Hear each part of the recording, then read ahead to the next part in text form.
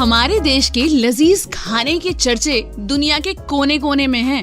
व्यंजनों की खुशबू और चटकारों से कोई भी बच नहीं पाया है। हर जगह फेमस है भारतीय क्यूजीन। और भारत का एक बहुत ही कलरफुल और जानदार राज्य है बिहार। बिहार न सिर्फ अपने जुझारूपन, इंटेलिजेंस, संगीत, कल्चर बल्कि खाने के लिए भी पॉपुलर है। और जब बात बिहार के खाने की हो तो जहन में सबसे पहले आता है लिट्टी चोखा, जिसका स्वाद है बड़ा अनोखा। रेडियो सिटी पर फोक कथा। नमस्कार, मैं हूँ आपके साथ पायल और फोक कथा की इस फूड सीरीज में आज आपको बिहार लेकर चलते हैं। वो कहावत आपने सुनी होगी, एक बिहारी सब पर भारी। वैसे ही ये जो लिट्टी चोखा है, इसकी भी बहुत ही अलग है कहानी और ये डिश भी सारी डिशेस पे भारी ही है। आज फोक कथा की फूड सीरीज में चखने वाले हो आप बिहार का ऑथेंटिक जायका लिट्टी चोखा। शायद ही कोई ऐसा इंसान होगा जिसने लिट्टी चोखा का नाम सुना ही ना हो, टेस्ट ना किया हो। इन केस आप उनमें से हैं तो आपके लिए लाजमी है आज का एपिसोड सुनना। बाकी लोग कहाँ जा रहे हैं भाई, सुनिए, आप भी सुनिए जरा। लिट्टी चोखा बिहार की ट्रेडिशनल डिश है जिसे लोग नाश्ते से लेकर लंच में बड़े ही चाव से खाते हैं। और अब सिर्फ बिहार या झारखंड में ही नहीं बल्कि पूरे देश में लिट्टी चोखा मशहूर है, जिसे लोग बड़े शौक से खाते हैं और बनाते भी हैं। लिट्टी चोखा एक ऐसा व्यंजन है जो परंपरा, स्वाद और सांस्कृतिक विरासत की कहानी को दर्शाता है। इस डिश को सफर का साथी भी कह सकते हैं। लोग लंबे लंबे ट्रैवल्स में लिट्टी साथ लेकर जाते हैं। इसे चोखा के अलावा अचार या चटनी से भी खा सकते हैं और मेरे जैसे चाय प्रेमी चाय के साथ भी। वैसे कुछ लोग हैं जो खालिस लिट्टी ही खाना पसंद करते हैं। देखिए, भारत में भांत भांत के लोग हैं। खैर, इसे गेहूं के आटे में सत्तू भरकर आग में पकाया जाता है। इसके बाद इसे देसी घी में डुबोकर सर्व किया जाता है विद चोखा, जो यूजुअली बैंगन का होता है। इसे आग में पकाकर टमाटर, प्याज, हरी मिर्च और मसालों के साथ तैयार किया जाता है। स्वाद में लाजवाब और सेहत के लिए जानदार। लेकिन क्या कभी आपने सोचा कि लिट्टी चोखा आखिर आया कहां से, कब आया और क्या ये सच में बिहार में ही ओरिजिनेट हुआ?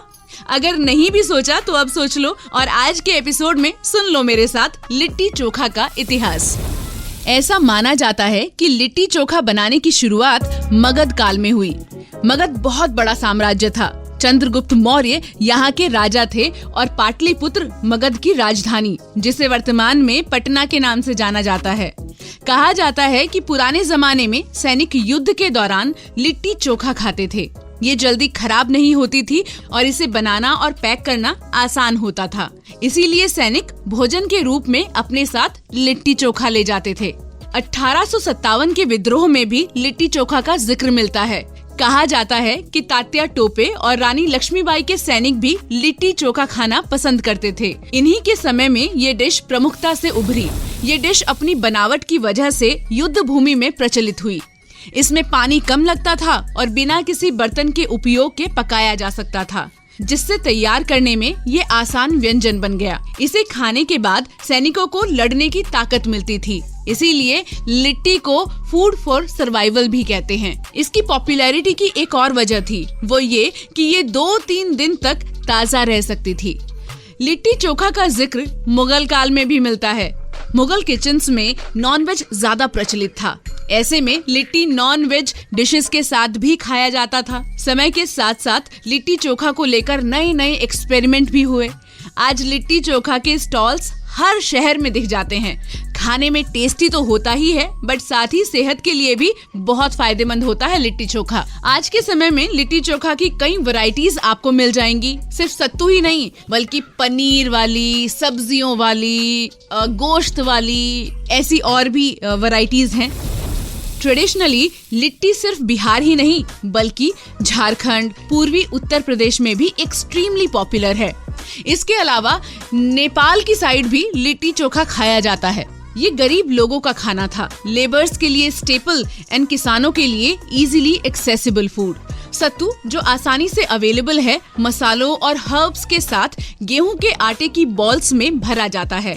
फिर इसे गाय के उपलों पर भूना जाता है या बेक किया जाता है और ऊपर से ढेर सारा देसी घी डाला जाता है। आजकल तो तंदूर, ओटीजी या माइक्रोवेव में भी लिट्टी बनाते हैं लोग, बट पारंपरिक तरीके से बनाया गया स्वाद अलग ही होता है। Litti chokha is a healthy combination क्योंकि इसमें कुकिंग ऑयल नहीं मिलाया जाता। दोनों या तो भुने हुए या बेक किए हुए होते हैं। बेशक देसी घी का यूज होता है, बट इफ यू वांट तो अवॉइड कर सकते हैं, मत खाओ या फिर थोड़ा यूज करो। और वैसे भी प्योर देसी घी रिफाइंड ऑयल से तो बेटर ही है। सत्तू में कूलिंग प्रॉपर्टीज होती हैं और पूरे दिन आपको एनर्जेटिक रखता है। चोखा ग्रिल्ड बैंगन के साथ बनाया जाता है जो dietary fibre, vitamins, manganese, folate और फाइटोन्यूट्रिएंट्स जैसे नासुनिन और क्लोरोजेनिक एसिड का एक शानदार सोर्स है जो एंटीऑक्सीडेंट्स के रूप में काम करते हैं। बैंगन के चोखे के साथ साथ आलू का चोखा और टमाटर का चोखा और चटनी भी काफी ज्यादा पॉपुलर है इस डेलिकेसी के साथ। अब जब इतनी बातें हो ही गई हैं लिट्टी चोखा के बारे में, तो इसे बनाने के लिए क्या क्या चाहिए और कैसे बनाते हैं, चलिए आपको ये बताते हैं। देखिए, तैयारी का समय 10 मिनट है और बनाने में आपको 50 मिनट भी लग सकते हैं, और अगर आप बहुत ज्यादा स्लो हैं तो 1 घंटे से ऊपर भी या 1 घंटा भी लग सकता है आपको। सबसे पहले आपको आटा बनाने के लिए चाहिए 1.5 कप गेहूं का आटा। अगर आप बेकिंग पाउडर डालना चाहते हैं तो 1/4 टीस्पून बेकिंग पाउडर आप डाल सकते हैं, अदरवाइज इसको आप स्किप भी कर सकते हैं। 1/4 टीस्पून अजवाइन, 1/4 टीस्पून नमक, 2 टेबलस्पून घी और पानी गूंथने के लिए। स्टफिंग के लिए आपको चाहिए 1 कप सत्तू भुना हुआ जो कि बेसन का होता है, आपको मार्केट में आराम से मिल जाएगा। 2 टेबलस्पून धनिया बारीक कटा हुआ, 1 मिर्च, हरी मिर्च बारीक कटी हुई, आधा टीस्पून अदरक लहसुन का पेस्ट, अगर लहसुन नहीं खाते हैं तो अवॉइड कर सकते हैं, आधा टीस्पून जीरा, आधा टीस्पून कलौंजी, 1/4 टीस्पून अजवाइन, 1/4 टीस्पून नमक, 1 टीस्पून नींबू का रस और 2 टेबलस्पून सरसों का तेल। या मैं आपको टमाटर का चोखा बता रही हूँ, वैसे ही बैंगन और आलू का भी चोखा बनता है। तो बैंगन के चोखे के लिए आपको एक बड़ा भरते वाला बैंगन चाहिए, टमाटर के लिए आपको बड़े बड़े 3 लाल टमाटर चाहिए और आलू के लिए आपको 3 या 4 आलू चाहिए उबले हुए। उसके साथ ही साथ 1 मिर्च बारीक कटी हुई, 2 टुकड़े लहसुन बारीक कटा हुआ, आप अवॉइड भी कर सकते हैं अगर आप नहीं खाते हैं तो, 1 इंच अदरक बारीक कटी हुई, 2 टेबलस्पून प्याज बारीक कटा हुआ, 2 टेबलस्पून धनिया बारीक कटा हुआ, 1 टीस्पून नींबू का रस, 2 टेबलस्पून सरसों का तेल और स्वाद के हिसाब से नमक। अब सबसे पहले लिट्टी का आटा गूंथ लेते हैं। एक बड़े कटोरे या परात में आप 1.5 कप गेहूं का आटा, 1/4 teaspoon baking powder if you want to add, otherwise skip कर दीजिए, 1/4 टीस्पून अजवाइन, आधा टीस्पून नमक और 2 टेबलस्पून घी, देसी घी ले लीजिए। इसे अच्छे से मिलाएं ताकि घी इसमें मिल जाए। जरूरत के हिसाब से पानी डालकर आटे को गूंथ ले। अब गूंथते हुए थोड़ा सा नर्म आटा तैयार कर लीजिए।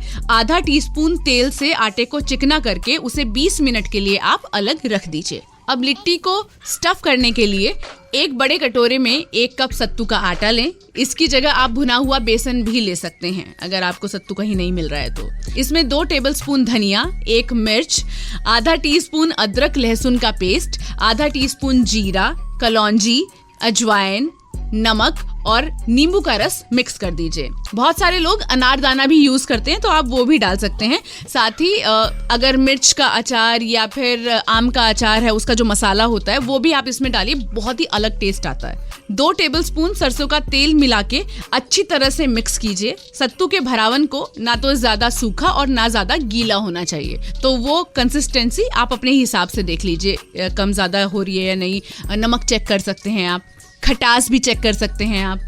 अगर आपको ज्यादा खटास चाहिए तो आप ज्यादा नींबू ऐड कर सकते हैं। अब लिट्टी को स्टफ कैसे किया जाता है? आटे को 20 मिनट तक रखने के बाद उसे हल्के से गूंथ ले।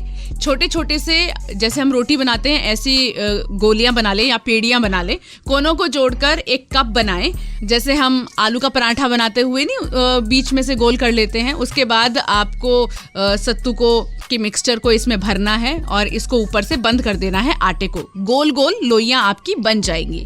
बस ध्यान रखिएगा कि इतना मिक्सचर ना भर दें कि ये बाहर निकल जाए। जो एक्स्ट्रा आटा है उसे अच्छे से निकाल के अलग रख दें। अब तेल गरम किए हुए अप्पे पैन पर लिट्टियां रखें, या फिर आप ओवन में भी इसको बना सकते हैं 180 डिग्री पर 45 मिनट के लिए। बीच बीच में आप पलट कर पकाएं।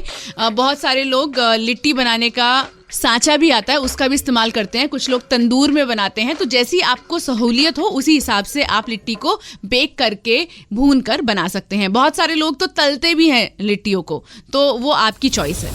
तो इधर आपकी लिट्टी तैयार हो गई। अभी बनाते हैं चोखा।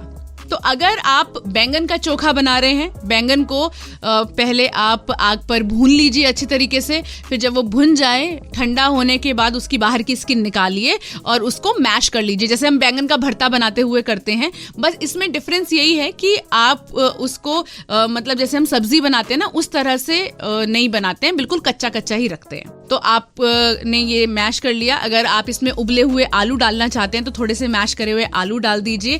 फिर इसमें सारे मसाले जैसे कि प्याज, टमाटर और हरी मिर्च, हरा धनिया, नींबू, थोड़ा सा मिर्च, अगर लाल मिर्च डालना चाहे तो, वैसे ना भी डालें तो भी चलेगा।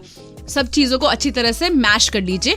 नमक चेक कर लीजिए और ऊपर से आप इसमें 1 टेबलस्पून सरसों का तेल डाल सकते हैं। वो ऑप्शनल है, अगर आपको अच्छा लगता है तो। कुछ लोग गर्म करके भी तेल डालते हैं, उनको कच्चा तेल पसंद नहीं होता तो आपका ये चोखा तैयार है बैंगन का। ऐसे ही आप टमाटर और आलू का चोखा भी बना सकते हैं। बताते बताते मेरे मुंह में पानी आ गया है।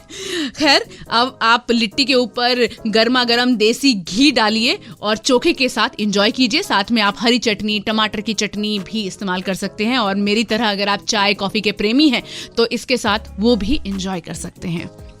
कैसी लगी लजीज बिहार की डेलिकेसी जिसका नाम है लिट्टी चोखा, जिसके लिए आप ना खाइएगा कभी धोखा। हर शहर में आपको मिल जाएगी, एक बार तो चखना बनता ही है और बना के जरूर देखिएगा, बहुत ही टेस्टी लगती है। और जो आपके हाथ से लिट्टी चोखा बना हुआ खाएगा, आपकी वाह वाह करके ही जाएगा।